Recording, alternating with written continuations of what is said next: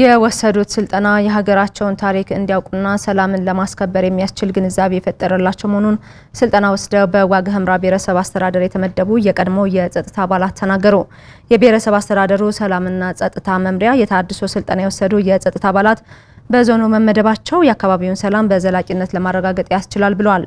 ሰልጣኞች በዋግ ኽምራ ብሔረሰብ አስተዳደር ሰቆጣ ከተማ አቀባበል ተደርጎላቸዋል። ደጀን ታምሩ ተጨማሪ ይነግረናል። በአማራ ክልል መንግስት ያቀረበውን የሰላም ጥሪ የተቀበሉትና የተሃድሶ ስልጠና የወሰዱ የጸጥታ አካላት በተለያዩ አካባቢዎች ተመድበው ህዝቡን በማገልገል ላይ ይገኛሉ። የተሃድሶ ስልጠናውን አጠናቀው በዋግ ኽምራ ብሔረሰብ አስተዳደር የተመደቡ የጸጥታ አካላት ሰቆጣ ከተማ ሲደርሱ አቀባበል ተደርጎላቸዋል።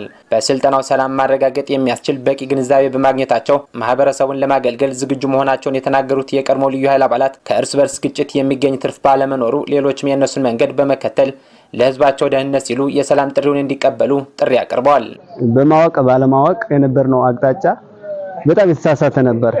ኋላ ግን መንግስት የሰላም ጥሪ አድርጎ ይቅርታ ሲያደርግልኝ ወደ ብርሸለቆ በመሄድ ስልጠናውን ወስጃለሁ።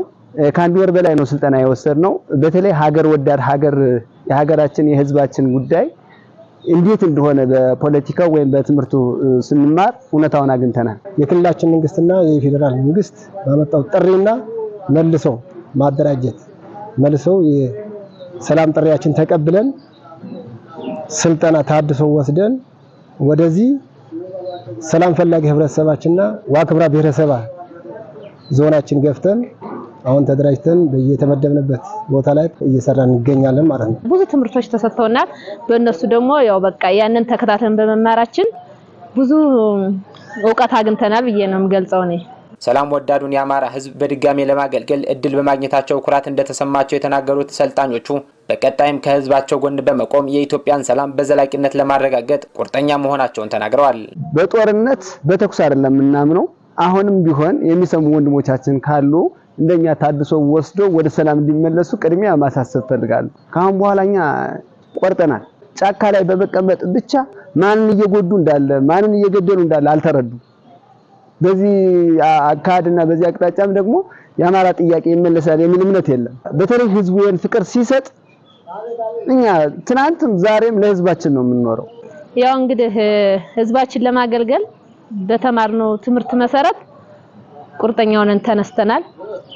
የትናንትናው ብልሽት አሁን ተጻጽተን እንደገና ህብረተሰቡን ለማገልገል ሰላም ፈላጊው ህዝብ ዘብ ሆነን ከህዝብ በፊት እኛ ሞተን ሰላምነቱን አረጋግጠን ለልጆቻችንና ለትውልድ ህዝባችን ሰላምነቱን ለማስረከብ ቆርጠን ተነስተናል ማለት ነው። የዋግ ኽምራ ብሔረሰብ አስተዳደር ሰላምና ጸጥታ መምሪያ ኃላፊ 50 አለቃ አዘዘው አዳነ የተሃድሶ ስልጠና እየወሰዱ የቀድሞ የአማራ ልዩ ኃይል አባላት በዞኑ መመደባቸው የብሔረሰብ አስተዳደሩን አንጻራዊ ሰላም በማስቀጠል በኩል ያላቸው ሚና ከፍተኛ ነው ብለዋል።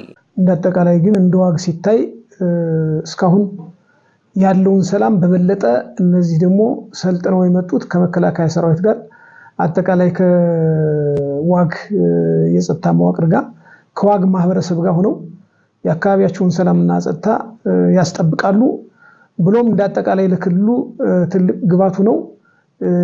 ለክልሉም ሰላምና መረጋጋት ትልቅ የሆነ አስተዋጽኦ ይኖራቸዋል ብለን ነው የምናስበው። የዋግ ህዝብ ሰላም ወዳድ ነው ያሉት 50 አለቃ አዘዘው የተለመደውን ድጋፍ በማድረግ ከጸጥታ አካላቱ ጋር በመሆን ለአካባቢው ሰላም መረጋገጥ በጋራ እንዲሰራ መልእክት አስተላልፈዋል።